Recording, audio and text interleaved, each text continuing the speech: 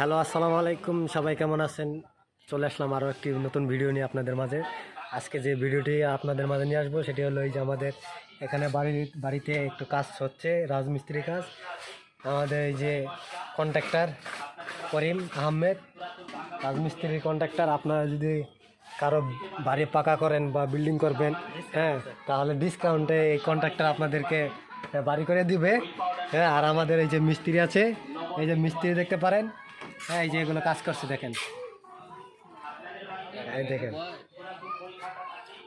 এই যে দেখেন, এত দূর একটা একটা রুম তৈরি হচ্ছে এখন। এই যে মাত্র 2 দিনে এই ঘরটা এতটুকু তুলছে। এই দেখেন সবাই,